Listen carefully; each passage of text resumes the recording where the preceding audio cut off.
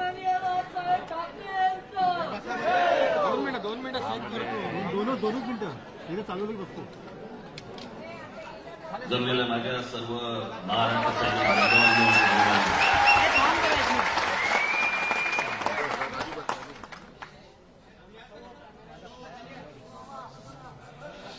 मी आतमध्ये बसून सर्वांची भाषणं ऐकत होतो.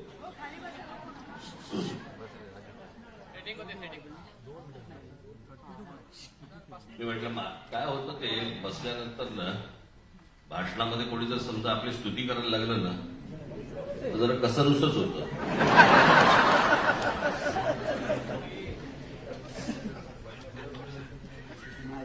पण सर्वांची भाषणं अप्रतिम झाली, अप्रतिम.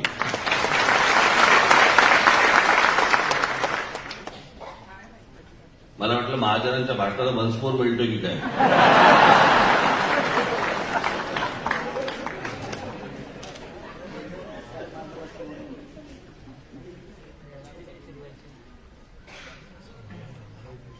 आज 23 तारीख.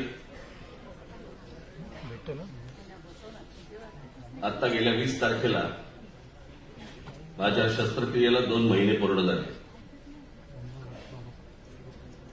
म्हणून मी आल्या आल्या पहिल्यांदा महाराजांपाशी गेलो, दर्शन घेतलं आणि तुम्हाला मी व्यवस्थित चालतं हे पण दाखवलं.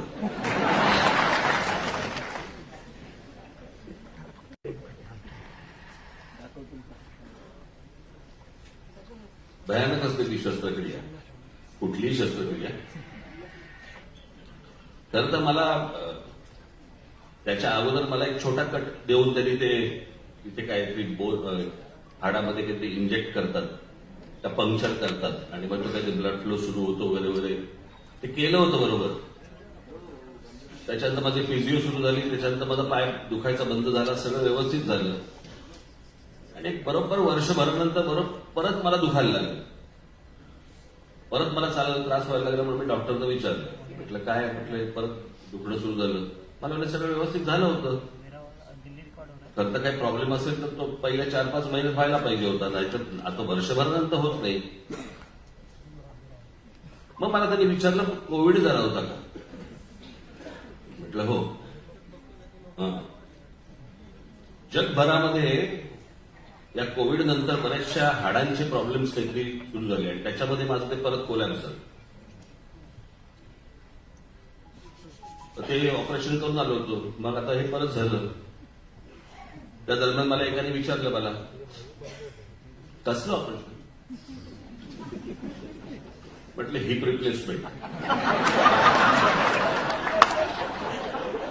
मला बोलला हिप रिप्लेसमेंट कशामुळे.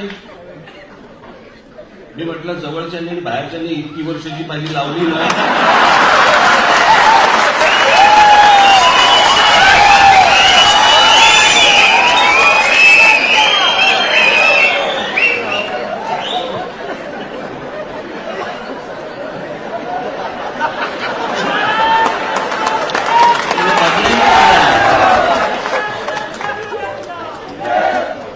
बदलायचीच वेळ आली सगळं.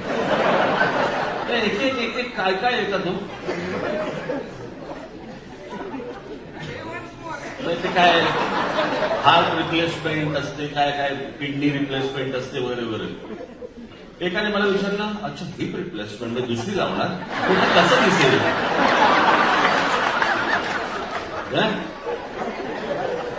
तर माझं ऑपरेशन म्हणून एखादे कोण काढून देईल.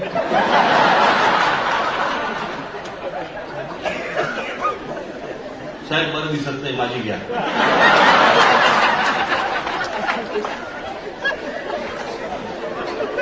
काय काय प्रश्न विचारतात.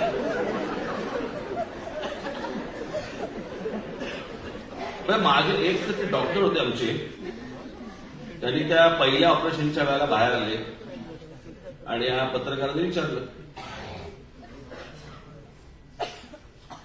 हे कुठेही खातात,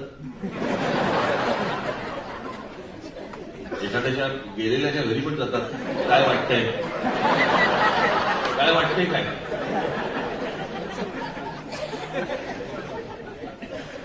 तर आमचे डॉक्टर सिनियर डॉक्टर होते ते एक जण, म्हणजे माझं ज्यांनी ऑपरेशन केलं ते नाही. तर ते बाहेर आले, प्रेसला विचारलं काय झालं. मी आपलं ऐकतोय त्या मोबाईलवरती त्याचं काय झालं, ते राजसाहेब टेनिस खेळायला गेले होते आणि ते त्यांच्या ढोबणावर आपटले. म्हणतात ते डॉक्टर आहे.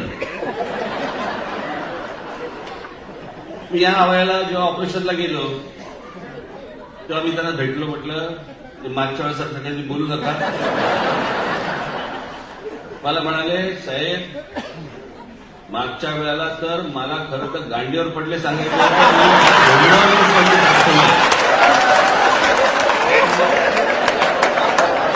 मी म्हटलं नाही, तुम्ही म्हटलं ते ढोबणावरती ठेवा म्हटलं.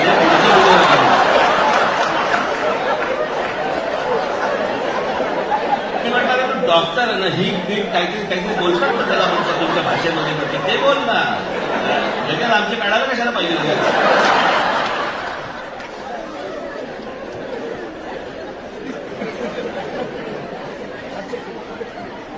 कोण कोण भेटतात ते तुम्हाला सांगतो ना, एक एक जण. पण आता सगळं ठीक आहे, व्यवस्थित आहे. मी जरा उद्या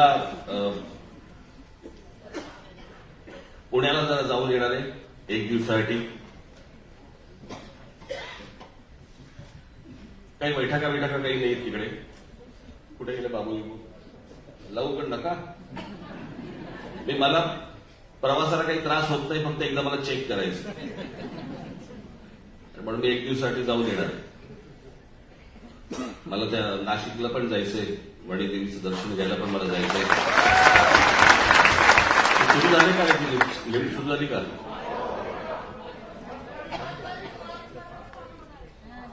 तुमचा पण कोर्ट झालं रे, पुढच्या तारखा देत आहे. मला त्या दिवशी 1 तारीख बोलला, आता 5 तारीख बोलतो.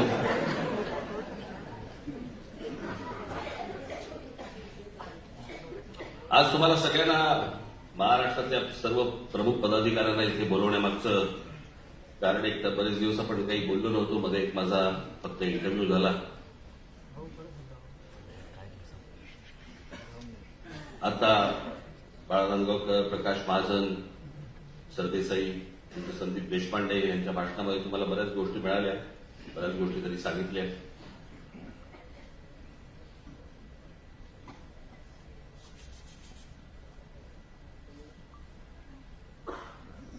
मला असं वाटतं की काही गोष्टी ह्या तुमच्याकडनं लोकांपर्यंत गेल्या पाहिजे. कसं होतंय की आपल्याला थांबवण्यासाठी, आपल्याला रोखण्यासाठी अनेक माध्यमं, अनेक राजकीय पक्ष हा जाणून बुजून काही गोष्टींचे प्रचार करत आले आतापर्यंत. आणि त्यावेळेला तुम्ही खरं तर सक्षम आहात, तुम्हाला कान आहेत, डोळे आहेत, मेंदू आहेत, सगळ्या गोष्टी आहेत. पण तिकडेची उत्तरं द्यायला लागतात. त्या उत्तरामध्ये तुम्ही कधीतरी मला थांबवलेली दिसतात.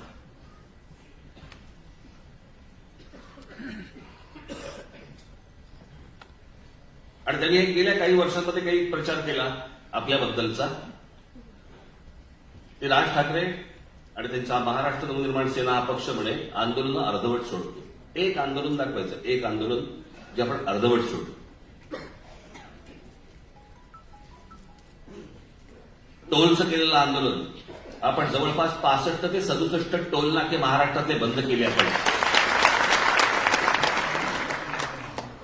आणि ज्या शिवसेना, भारतीय जनता पक्ष यांच्या जाहीरनाम्यामध्ये दिलं होतं की आम्ही टोलमुक्त महाराष्ट्र करू, त्यांना ह्यांच्यापैकी कोणी जाऊन एक प्रश्न विचारत नाही की तुम्ही टोलमुक्त महाराष्ट्र म्हणाला होता, तुम्ही इतकी वर्ष सत्तेमध्ये होता, काय झालं त्या टोलमुक्त महाराष्ट्राचं. त्यांना कोणी प्रश्न विचारणार नाही, तुमच्याबद्दल खोटा प्रचार करणार.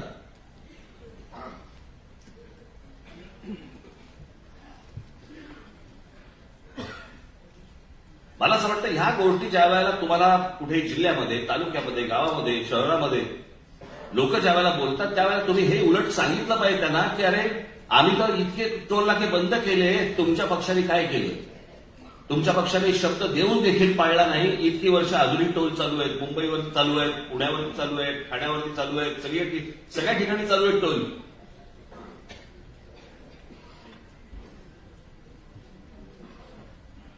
आणि आपला पहिला मुद्दा जो होता तो पहिला मुद्दा हा होता की टोल, जगभरात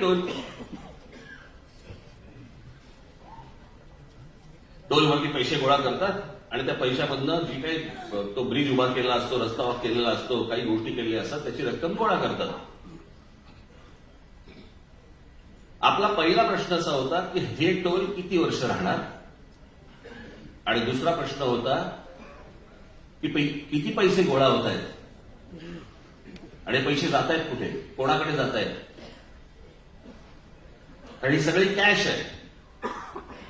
ही कॅश रोजच्या रोज जाते कोणाकडे, त्याचं पुढे होतंय काय, त्याची कुठचीही उत्तरं सरकारकडनं, कोणत्याही सरकारकडनं आजपर्यंत आपल्याला दिली गेली नाही.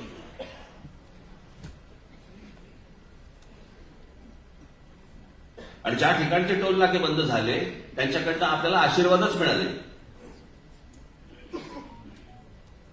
ज्या सत्ता हातात बाकीचे टोल बंद करून देतो.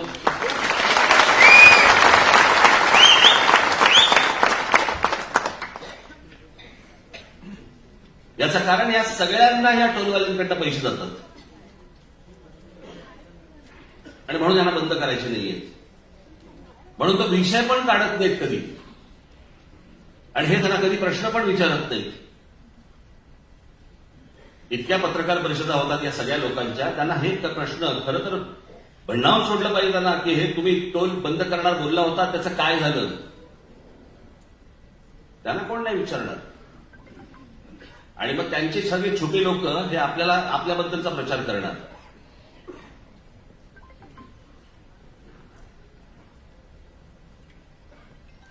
या भोंग्यांबद्दलचं झालेलं आंदोलन, पोलिसांनी दिलेला आकडा जवळपास 92-93% ठिकाणी भोंगे बंद झाले सकाळचे. आणि बाकीचे जे आहेत सगळ्या ज्या काही प्रार्थना होतात त्या अगदी कमी आवाजामध्ये होतात. आणि त्याचबद्दलचं ते पत्र होतं माझं. ते जे पत्र मी तुमच्या हातामध्ये दिलं होतं ते पत्र काय होतं, कशासाठी होतं ते पत्र. ते पत्र मी व्हॉट्सअप करू शकलो असतो. मी माझ्या फेसबुकवरती टाकू शकलो असतो. मी माझ्या ट्विटरवरती टाकू शकलो असतो. मी पत्रकार परिषद घेऊन मी ते दाखवून जर समजा ते लोकांपर्यंत गेलं असतं, मी ते पत्र तुमच्या हातात का दिलं. मी ते पत्र तुमच्या हातात एवढ्यासाठी दिलं, मला पाहायचं होतं तुमचा आणि समाजाचा कनेक्ट किती आहे. तुम्ही लोकांपर्यंत कसे पोहोचताय, तुम्ही लोकांपर्यंत जाताय की नाही जाताय.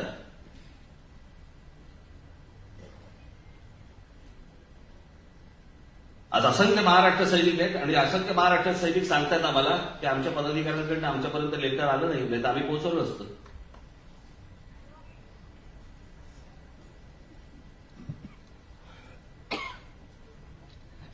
काहींनी मोठ्या प्रमाणावरती हलगर्जीपणा केला. थंड झाले. निवडणुकांचे वारे फक्त डोक्यामध्ये आहेत. पक्ष नाही, संघटना नाही, काही नाही. हे जे आता चालू आहे ना सगळं महाराष्ट्रामध्ये गेले 2-2.5 वर्ष राजकारण चालू आहे ना, ही चांगली गोष्ट नाही बरं का महाराष्ट्रासाठी. असं महाराष्ट्रात कधीही नव्हतं. जो मतदार आहे ना, मतदार ज्यांनी 2019ला जेव्हा निवडणुका झाल्या, 2019ला ज्यांनी मतदान केलं ना त्यांना कळत पण नसेल आपण मतदान कोणाला केलं. कोण कोणामध्ये मिसळलं आणि कोण कोणामधनं बाहेर आला काहीच कळत नाहीये.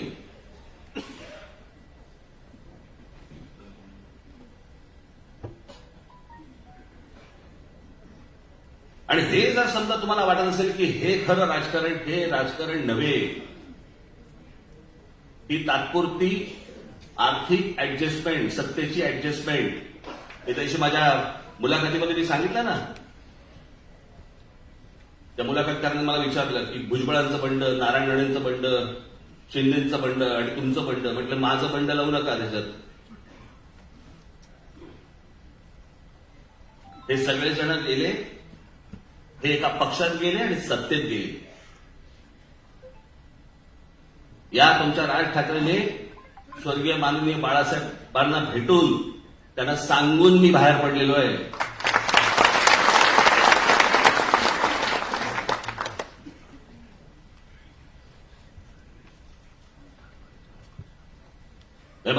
आजही ती गोष्ट आठवते की जेव्हा बाळासाहेबांना कळलं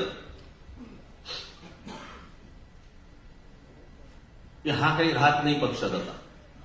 माझी शेवटची भेट होती. मी आजपर्यंत कधी बोललो नाही तुम्हाला ही गोष्ट, पण निघताना बायबर त्याला मनोहरदृष्टी होते. मनोहरदृष्टी बाहेर गेले रूमच्या, आणि रूमच्या बाहेर गेल्यावरती माननीय बाळासाहेबांनी मला बोलवलं. असे हात पसरले माझ्यासमोर, मला मिठी मारली आणि म्हणाले आता जा.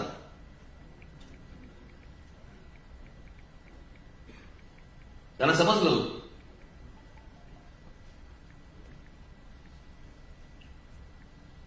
त्याच्यामुळे मी दगाफटका करून, गद्दारी करून, पाठीत खंजीर खुपसून असा नाही बाहेर पडलो मी. आणि बाहेर पडून दुसऱ्या कुठच्याही पक्षात नाही गेलो. तुमच्या विश्वासावरती पक्ष उभा केला.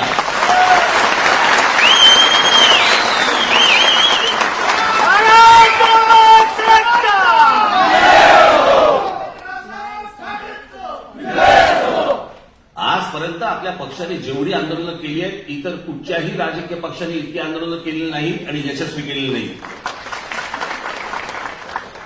काढा, सगळ्यांचे मोर्चे काढा आणि सगळ्यांचे तुम्ही आजपर्यंतचे आंदोलनं काढा आणि सांगा कुठच्या गोष्टी पूर्ण झाल्या त्यांच्याकडनं. आमच्या मोबाईल फोनवरती फक्त हिंदी आणि इंग्रजी फक्त ऐकू येत होतं महाराष्ट्रामध्ये. आमची मराठी ऐकू येत नव्हती. त्यासाठी महाराष्ट्र नवनिर्माण सेनेचा माझा महाराष्ट्र सैनिकांनी, आमचा अविनाश जाधव कुठे इथे असेल कुठे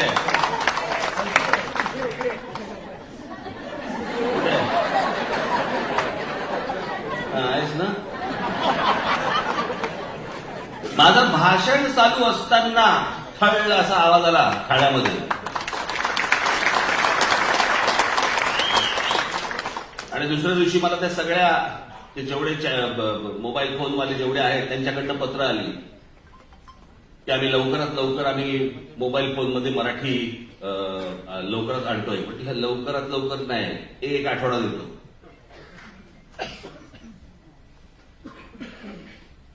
एका आठवड्याच्या आत महाराष्ट्रभर मोबाईल फोनवरती मराठी ऐकू यायला लागलं.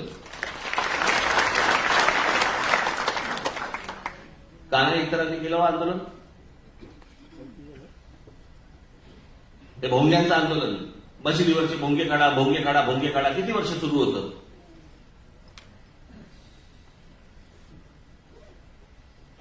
आपण या भोंग्यांना आपण पर्याय दिला.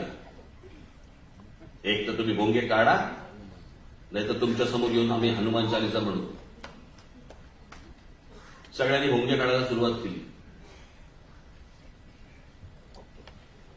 आज अनेक मुस्लिम समाजातले लोक देखील सांगतायत की ते बरं वाटतं आता का झाला.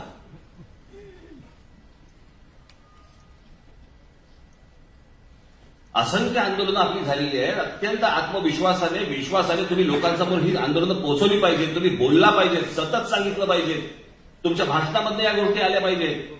तुम्ही कसले जपून राहताय? अरे तुम्ही छाती ठोकपणे समोर जायला पाहिजे महाराष्ट्राच्या आणि सांगायला पाहिजे की आम्ही जेवढं आजपर्यंत महाराष्ट्रासाठी केलेलं आहे दुसऱ्या कुठच्या पक्षाने करून दाखवलंय आजपर्यंत आम्हाला सांगा तरी. सत्तेचा बाजार नुसता उभा करायचा आणि महाराष्ट्रासाठी काही नाही करायचं.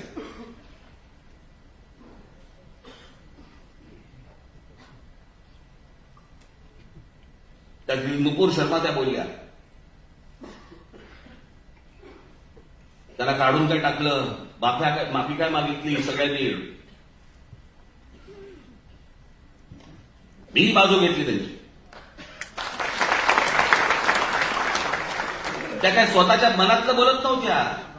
जे होतं ते तुमचं कोण, नाईक कोण, झाकीर नाईक, त्याचा इंटरव्ह्यू बघा. झाकीर नाईक हा तर मुसलमान आहे. झाकीर नाईकच्या एका इंटरव्ह्यू मध्ये त्यांनी तेच सांगितलंय जे नुपूर शर्मा बोलत होते. झाकीर नाईकच्या बाबतीत काय नाही झालं, त्याच्याबद्दल कोण काय बोललं नाही. त्याला कोणी सांगितलं नाही माफी मागा. त्यांचं बोलणं सुरूच आहे अजूनही.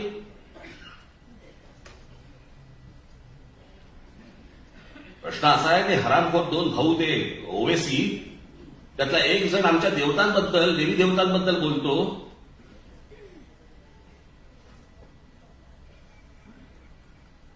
क्या नाम है उनके, गणपती, लक्ष्मी, ये वगैरे वगैरे. शेवट काय बोललाय तो वाक्य, कैसे कैसे मनहूस नाम रखते हैं ये.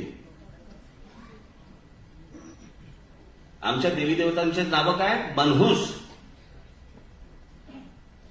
त्याला कोणी माफी मागायला नाही सांगणार या देशात. या देशात चांगले मुसलमान देखील झाले आहेत.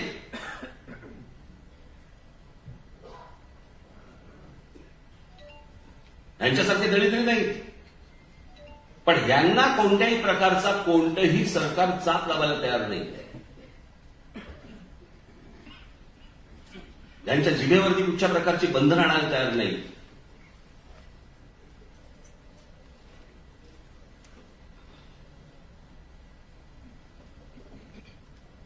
कोण आपले कवी इक्बाल, सारे जहां से अच्छा. कवी इक्बाल या माणसानं लिहिलेलं काव्य, त्या काव्यामध्ये तो भारत नाही म्हणत आहे माणूस, सारे जहां से अच्छा हिंदुस्तान हमारा. हे हिंदूंचं स्थान आहे. सारे जहां से अच्छा ये हिंदुस्तान हमारा. हे कवी इक्बाल बोलतोय आणि आम्ही हिंदू या देशाला भारत म्हणतोय. आम्ही बोलताना बोलत पण नाही की या हिंदुस्थानामध्ये, आम्ही नाही, आमच्या भारतात. नाहीतर काय अगदी सोपं, इंडिया.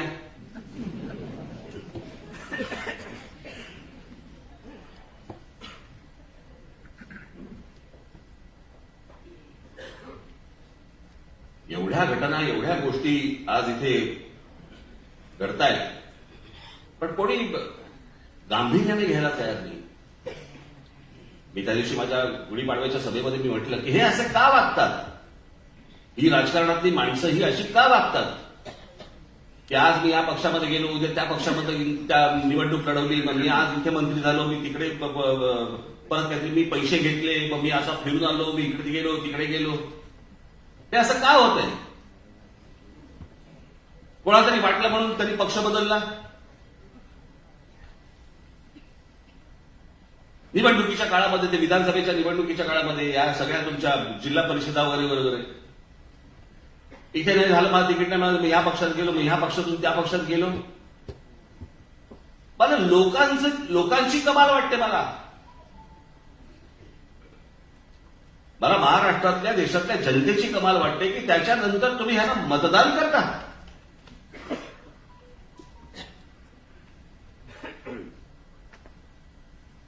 साधी गोष्ट लक्षात घ्या तुम्ही. 2019ला निवडणुका झाल्या. 2019ला निवडणुका झाल्यावरती शिवसेना, भारतीय जनता पक्षाने एकत्र निवडणूक लढवली. एकत्र निवडणूक लढवल्यावरती दोघांनी फारकत घेतली. काय तर म्हणे 2.5 वर्ष मुख्यमंत्री पदाचे घोषित केलं होतं. मला अजूनही आठवतंय, मला माहिती आहे ते, कारण त्या बैठकीत मी असायचो, मला होतो मी तिथे. मला असं वाटतं सेंटर हॉटेलला का कुठेतरी ती बैठक झाली होती. बैठका असं तर ते व्हायच्या, घरी व्हायच्या किंवा सेंटरला व्हायच्या. माननीय बाळासाहेब, मनोज जोशी, प्रमोद महाजन, गोपीनाथराव मुंडे, मला असं वाटतं त्यावेळेला वहाडणे अध्यक्ष, प्रदेश अध्यक्ष होते, वहाडणे होते का कोण आता आठवत नाही मला, बरेच जण होते. आणि तिथे पहिल्यांदा ती गोष्ट ठरली की ज्याचे जास्ती आमदार त्याचा मुख्यमंत्री. जर ही गोष्ट अंडरस्टँडिंग मध्ये तुमच्या एकमेकांच्या जर ही ठरलेली आहे, तर या 2019ला तुम्ही मागणी करूच कशी शकता जर तुमचे कमी आमदार आले तर शिवसेनेचे. म्हणजे मी पहिल्यांदा कमिटमेंट घेतली होती. कमिटमेंट 4 भिंतीमध्ये कमिटमेंट घेतली. माणसं कोण तिथे 2च. एक तर हे खरं बोलतात किंवा हे खरं बोलतात.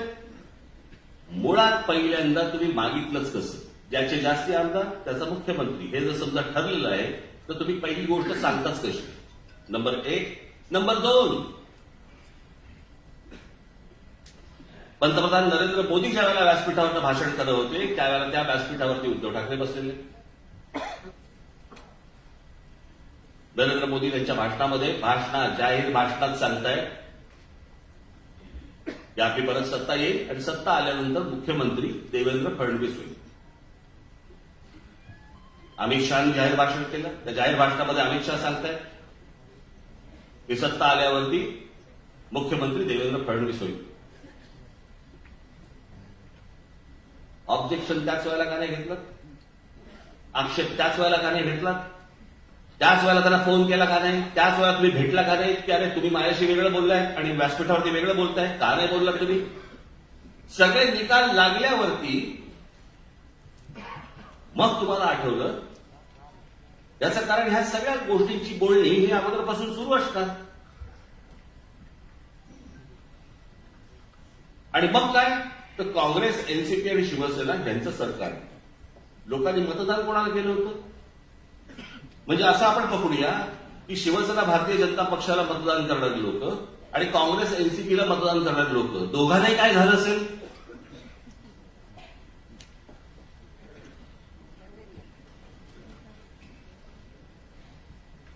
काँग्रेस एनसीपीच्या लोकांना वाटत असेल की शिवसेना भाजप नको म्हणून आम्ही तुम्हाला मतदान केलं, तुम्ही त्याच्यावर केला. आणि शिवसेना भाजपच्या मतदारांना वाटत असेल की अरे आम्ही तुम्हा दोघांना मतदान केलं, तुम्ही काँग्रेस एनसीपी बरोबर गेलात. ते नकोत म्हणून आम्ही तुम्हाला मतदान केलं आणि तुम्ही त्यांच्याबरोबर जाता. ही हिंमत होते कशी? ही हिंमत त्याचमुळे होते ज्यावेळेला लोक या गोष्टीला शासन करत नाहीत, जनता यांना शिक्षा करत नाही की आम्ही तुम्हाला मतदान करणार नाही. तुम्ही आमच्या मताची किंमत केली. आम्ही 2-2 तास रांगेमध्ये उभे राहतो आणि 2-2 तास रांगेमध्ये उभे राहून आम्ही तुम्हाला मतदान करतो आणि ते मतदान केल्यानंतर तुम्ही आमच्याशी प्रतारणा करता. ते लोक जोपर्यंत या महाराष्ट्रातली जनता जोपर्यंत ठरवत नाही ना तोपर्यंत महाराष्ट्राच्या नशिबी हे असंच राहणार. काही राजकारणाचा आणि एकूण जगण्याचा काही कशाला काही संबंध नाहीये. खरं तर राजकारण इतका गंभीर विषय आहे, इतका गंभीर विषय आहे की त्याला आपण म्हणजे आता तो आत्ताच्या ह्यांच्या भाषेमध्ये, आत्ताच्या सरकारच्या भाषेमध्ये आपण त्याला खेळाचा दर्जा दिलाय. दहीहंडीला देतोच आहोत, अजून कशाला काय कोजागिरीला मंगळागौर खेळाचा दर्जा. खरं तर लग्न झाल्या झाल्या म्हणजे त्याला हात घालून खेळाचा दर्जा.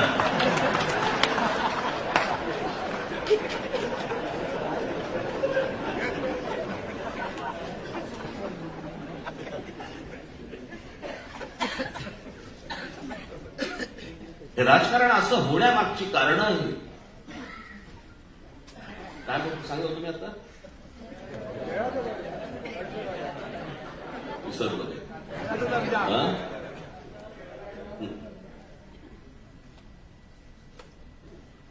हे राजकारण असं होण्यामागचं कारण, ह्याचं कारण आपण गांभीर्याने पाहत नाही होत त्याच्याकडे. राजकारण हा इतका गंभीर विषय की माझ्या समोर भगिनी बसलेल्या आहेत माझ्या. तुमच्या घरी सकाळी येणार पाणी हे महानगरपालिका ठरवते.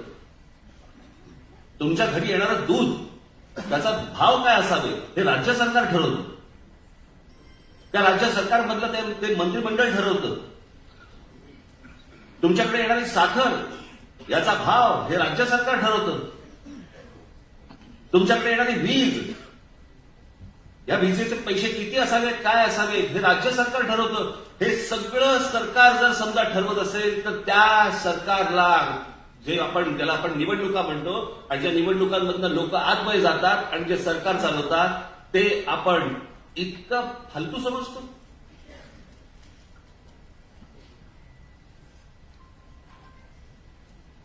माझी तर इच्छा आहे सर्वसामान्य प्रत्येक घरामधल्या स्त्रियांनी, पुरुषांनी राजकारणामध्ये लक्ष घातलं पाहिजे, प्रत्यक्ष राजकारणामध्ये आलं पाहिजे, निवडणुका लढवल्या पाहिजे अशाला गरज नाहीये.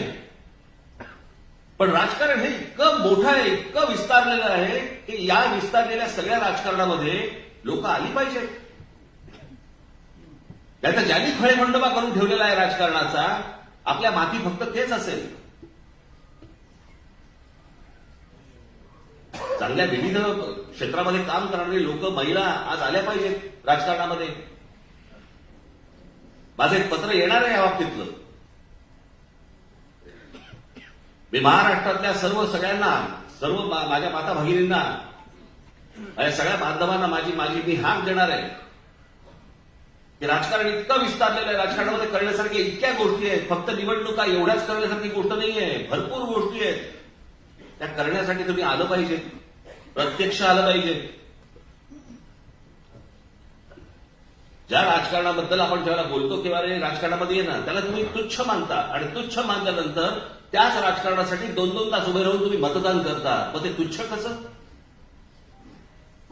मग कोणासाठी मतदान करायला जाताय तुम्ही? ही जी कीड लागली ना आपल्याकडे, एक तर जातीच्या नावाने द्यायचं, मतदान करायचं, नाहीतर काहीतरी धर्माच्या नावाने करायचं, नाहीतर आपल्या नातेवाईक म्हणून काहीतरी करायचं. बाहेर या, जागे व्हा. या महाराष्ट्राने देशाचं प्रबोधन केलं होतं आजपर्यंत. देशाचं, त्या महाराष्ट्राचं प्रबोधन करायची वेळ येते. जे उत्तरेतल्या बाहेरच्या राज्यांमध्ये, उत्तर प्रदेश, बिहार आणि या सगळ्या भागामध्ये ज्या प्रकारचं राजकारण चालतं ना, त्या प्रकारचं राजकारण आपल्याकडे महाराष्ट्रात घुसायला लागलंय.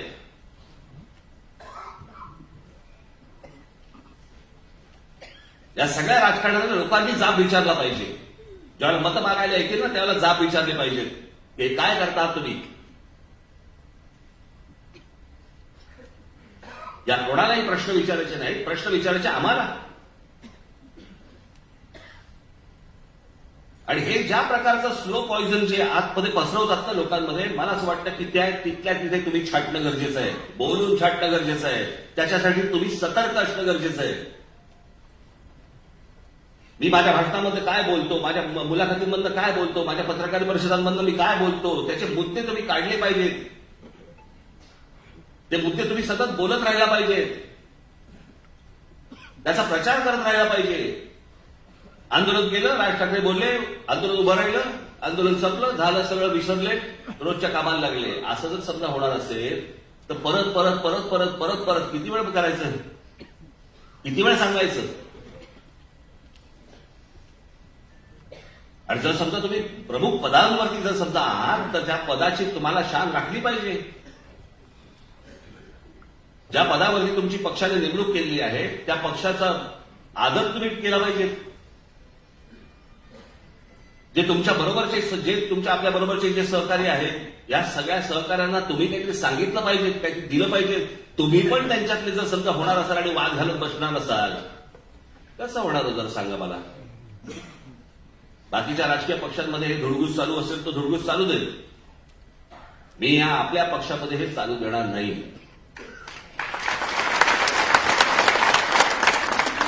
मगाशी मी बाळा नांदगावकरांचं भाषण ऐकताना त्यांनी एक विषय काढला सोशल मीडियाचा. मी तुम्हाला आत्ता सांगून ठेवतो, जर समजा पक्षातल्या पक्षात अंतर्गत एकमेकांविषयी जर कोणीही फेसबुकवरती, व्हॉट्सअपवरती जर समजा कोणत्याही प्रकारच्या कॉमेंट केल्या, त्याला एक क्षणभरही मी परत पक्षात ठेवणार नाही. लक्षात ठेवा.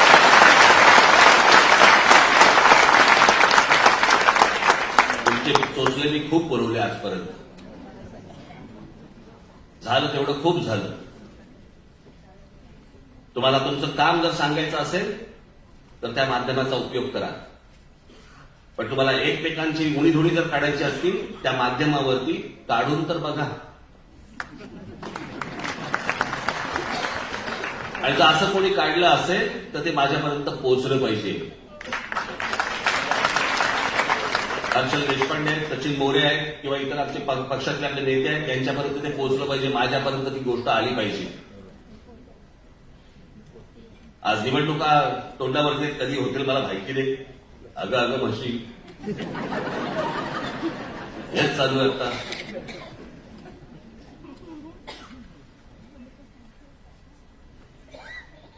निवडणुका कधीही लागतील. दिवाळीच्या आधी लागतील असं मला वाटत नाही. पण साधारणपणे नोव्हेंबर, डिसेंबर, आता मगाशी कळलं त्याप्रमाणे जानेवारी, फेब्रुवारीमध्ये पण लागतील.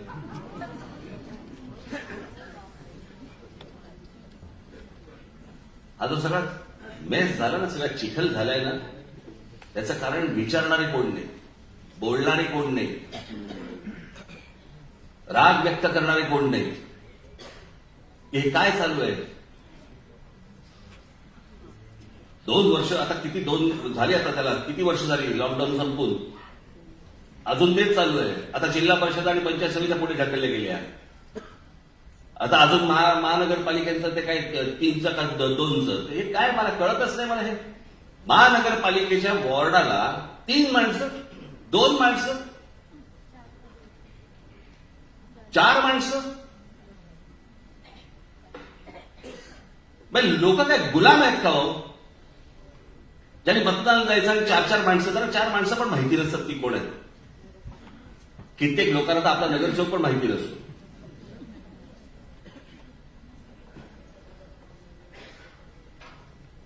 पण ह्या 4 माणसांचे तुम्ही मतदार काय निवडणुका करताय, त्यांचे काय प्रभाग काय करताय, त्याच्यामध्ये निवडणुका लढवायच्या, कोणी तो भाग बघायचा कोणी, आणि त्याच्यामध्ये कामं होत नाही, लोकांना समजत नाही कोणाकडे जावं. मग ह्यानी करायला घेतलं की हा विरोध करतो, त्यांनी करायला घेतले की तो विरोध करतो. हे कुठचं राजकारण चालू आहे? याचं कारण लोक जाब विचारत नाहीयेत की हे काय चालू आहे, कोणतं राजकारण चालू आहे. नाही तर आम्ही बहिष्कार टाकतो निवडणुकीवरती, आम्ही मतदाराला येणार नाही. एकदा लोकांनी ठरवणं गरजेचं आहे, जनतेने ठरवणं गरजेचं आहे. खेळ मांडलाय नुसता, गृहीत धरलंय लोकांना, गृहीत. आपण काही केलं, 4चा प्रभाग करा, 3चा करा, नंतर 2चा करा, नंतर 1चा करा. लोक येतील, मतदान करतील, जातील कुठे? मग त्याच्यामध्ये पैसे वाटायची सुरुवात करायची.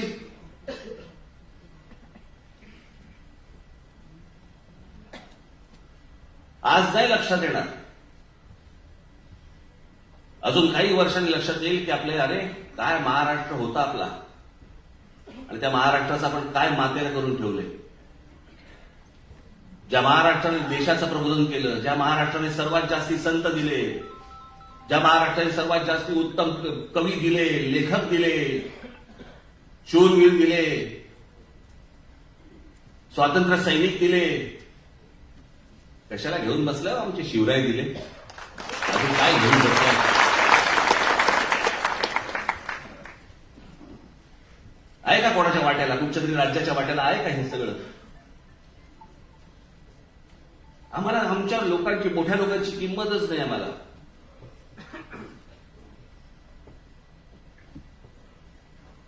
म्हणजे या आता बघा, भारतरत्न मिळतात, ही भारतरत्न प्रत्येक राज्याला मिळतात, प्रत्येक राज्याची असतात. मला असं वाटतं उत्तर प्रदेशला काहीतरी 8 आहेत, आपल्याला 8 आहेत, तामिळनाडूला पण काहीतरी 7 का 8 आहेत का 9 आहेत. प्रत्येक राज्याला काय काय भारतरत्न मिळत असतात, इकडची कोण व्यक्ती असते. महाराष्ट्राला 8 भारतरत्न आहेत. हे 8 भारतरत्न कोण आहेत? कोण माणसं आहेत ही?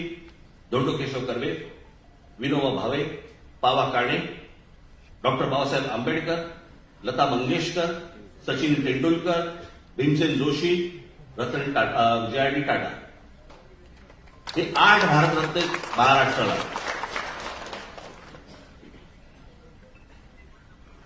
या 8 भारतरत्नांपैकी 4 भारतरत्न ही एकट्या दापोलीतली आहेत. माहितीये का आपल्याला भारतरत्नाचा अर्थ काय? ज्यांनी कमाल काम केलं, ज्यांनी एक आउटस्टँडिंग परफॉर्मन्स ज्याला म्हणतो आपण, अशा प्रकारचं काम केलेली माणसं ही एकट्या दापोलीत जाऊन विचारा त्यांचं काय आहे का? पुतळे उभे करणं यात तर काही होत नाही हो, यात तर काही होत नाही. पुतळे हे फक्त जयंती आणि पुण्यतिथीलाच उपयोगी पडतात.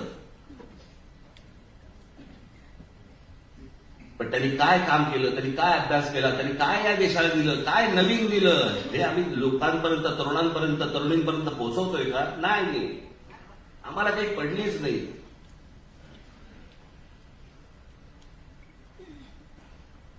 आम्ही रोजच्याच विवंचनेमध्ये इतके गुरफटून गेलेलो आहोत की आमच्याकडे कोण मोठी माणसं झाली आणि का मोठी माणसं झाली, आम्हाला काही घेणं देणं घेणंच नाही.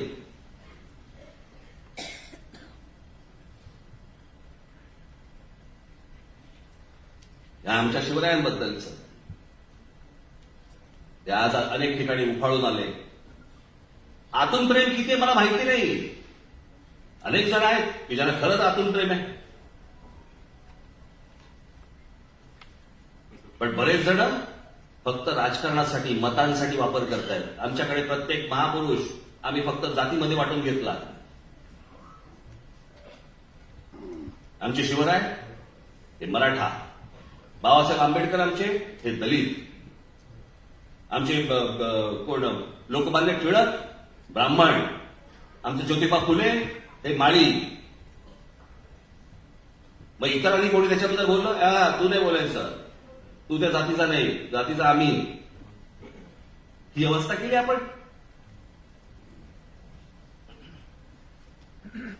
प्रत्येक जण आपल्याच महाराष्ट्रामधल्या आपल्याच महापुरुषांचे प्रत्येक जात एकमेकांचे वाभाडे काढते.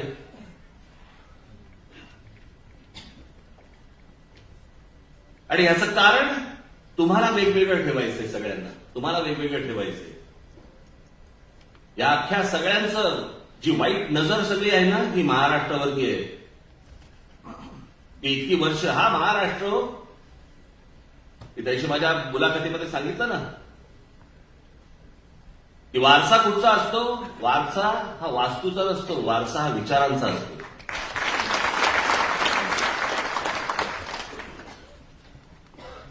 कोण कुठच्या वास्तूमध्ये आहे त्याने काही होत नसतं, तो वारसा विचारांचा पुढे चालवावा लागतो.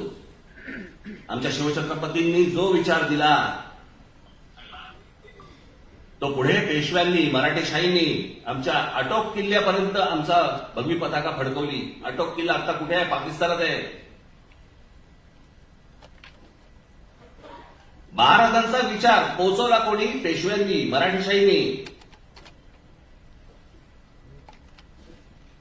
पण त्याची सगळ्यात महत्वाची गोष्ट कोणती होती? पेशव्यांच्या हातामध्ये, ज्याला आता हे सगळेजण फोड करून सांगतात ना मराठी आहे ब्राह्मण बिंबण करून, पण ह्या पेशव्यांच्या हातामध्ये संपूर्ण सत्ता हातामध्ये होती. पण या पेशव्यांनी कधीही स्वतःला छत्रपती नाही म्हणून घेतलं. त्यांचं म्हणणं होतं आतून छत्रपती तेच, आम्ही त्यांचे नोकर, आम्ही त्यांचे नोकर. छत्रपती तेच, गादी तीच, फक्त त्यांचा विचार पोचवतोय. माझ्या आजोबांचा, माझ्या बाळासाहेबांचा जो विचार आहे तो विचार मला पुढे द्यायचा आहे. ती गोष्ट जी आहे ती गोष्ट पुढे नेण्याचं आहे.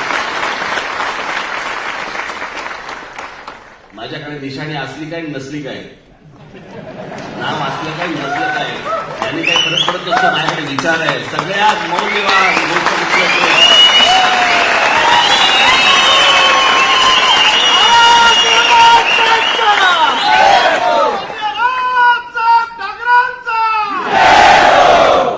बाकीचं सगळं सोडा, पण त्या बाबतीत मी श्रीमंत आहे.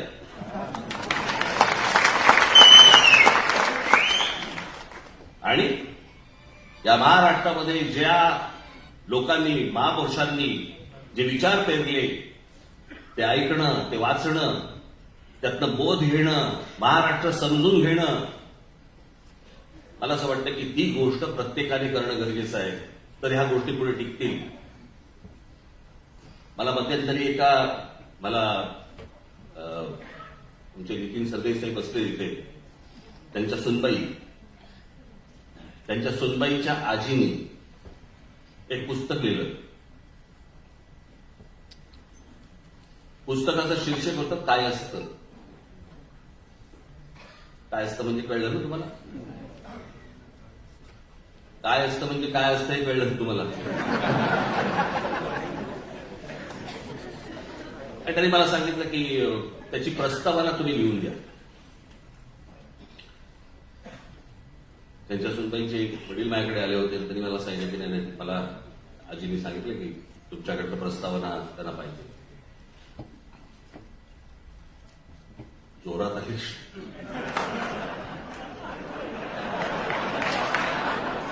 जा म्हटलं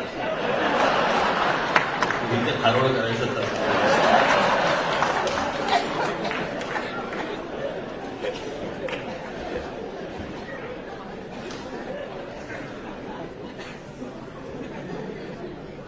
त्यांनी मला सांगितलं मला तुमची प्रस्तावना या पुस्तकासाठी पाहिजे. तर मी म्हटलं मी माझ्या घरात जे संस्कार झाले म्हटलं माझ्यावरती, म्हटलं आम्ही काही जातपात मानत नाही, जातीपातीने कधी एकमेकांकडे पाहत नाही, जातपात कधी शिकवलीच नाही, माहितीच नाही.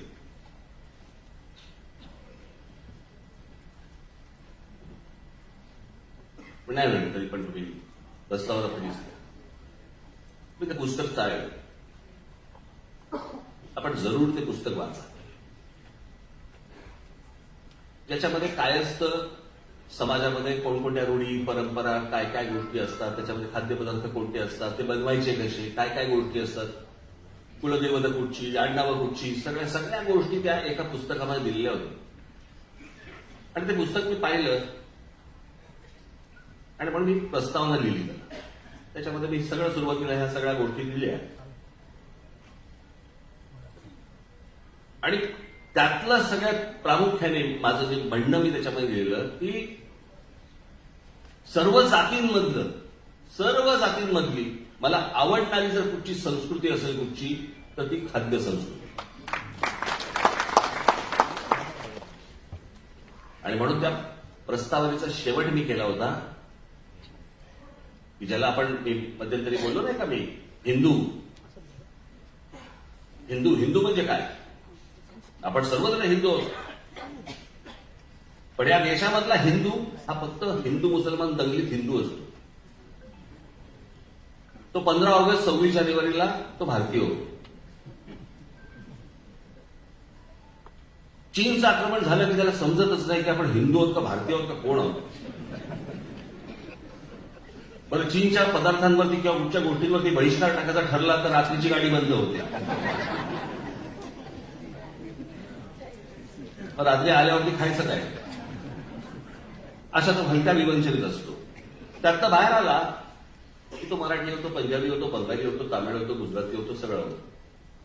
मराठी झाला की तो ब्राह्मण होतो, मराठा होतो, काय माळी होतो, अजून कोणत्या जातीचा होतो.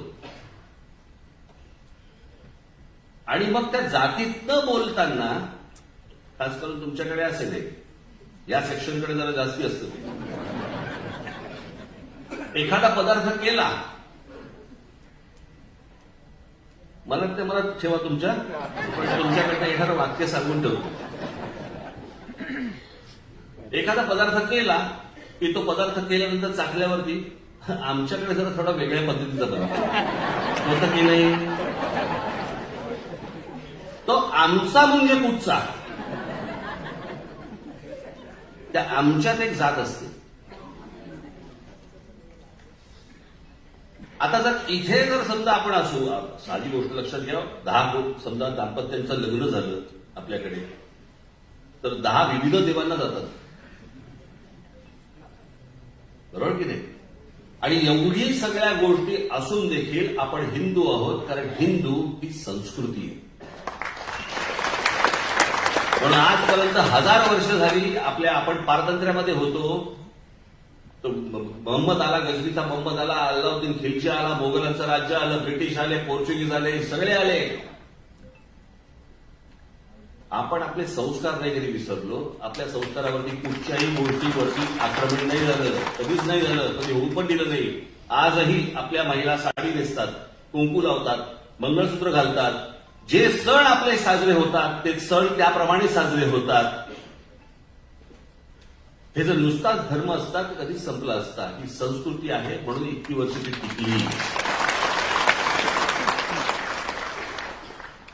आणि मला असं वाटतं की ह्या गोष्टीमध्ये मी त्या प्रस्तावनेमध्ये शेवटी लिहिलंय की माझी इच्छा आहे की महाराष्ट्रामधल्या प्रत्येक जातीतल्या प्रत्येक आजीने आपल्या समाजाबद्दलचं असं पुस्तक लिहिलं पाहिजे. कोणते खाद्यपदार्थ आहेत, कोणते, कारण नवीन येणाऱ्या मुलींना माहितीच नाहीये.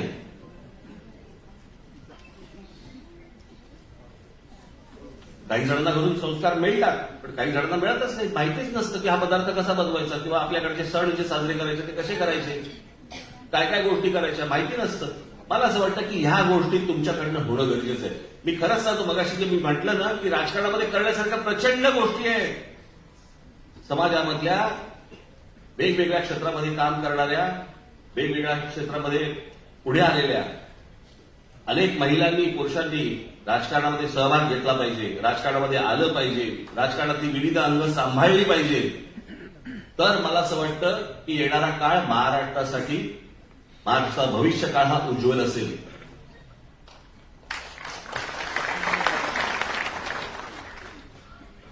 आज ज्या निवडणुकांना आपण सामोरे जाणार आहोत, अत्यंत हिमतीने, अत्यंत ताकदीने या सगळ्या निवडणुका आपल्याला सगळ्यांना लढवायच्या, एवढं लक्षात ठेवा.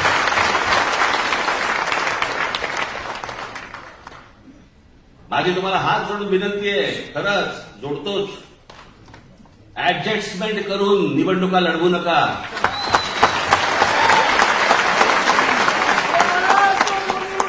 नुसतेच लाचार होऊन निवडणुका लढवू नका. शून्य किंमत राहील, शून्य किंमत तुम्हाला.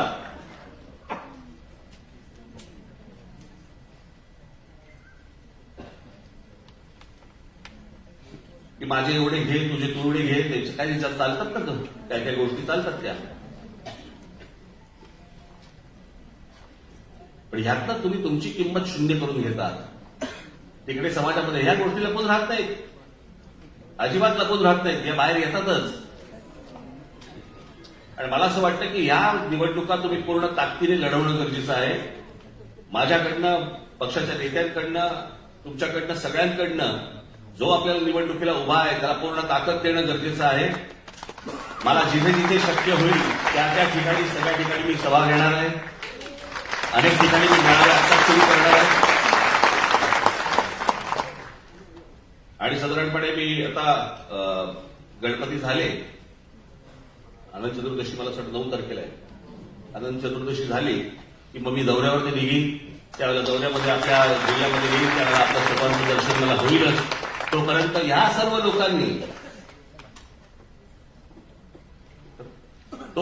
सर्व लोकांनी जे जे तुम्हाला सांगितलेलं आहे की कशा प्रकारे काम करायचंय, कशा प्रकारे आपण निवडणूक लढवायची, त्यासाठी कोणकोणत्या गोष्टी आपल्याला करायला पाहिजेत, त्या गोष्टी सगळ्या तुमच्याकडनं व्हायला पाहिजेत. आज मी तुम्हाला अजून एक मोठं काम तुम्हाला सगळ्यांना देणार आहे. मला पाहायचंय तुम्ही कशा प्रकारे ही गोष्ट करणार आहात. तुम्ही आता जे जे आपापल्या जिल्ह्यात जातील, तालुक्यात जातील, गावात जातील, शहरांमध्ये जातील, जवळपास 3 ते 4 वर्षानंतर निवडणूक आयोगाच्या प्रमाणे आपल्याला नोंदणी घ्यावी लागते पक्षाची. या वेळेला नोंदणी जोरात होणार, पण ती जोरात होण्यासाठी तुम्ही तिथे पोहोचलं पाहिजे, व्हिज्युअली दिसलं पाहिजे, ती गोष्ट कळली पाहिजे.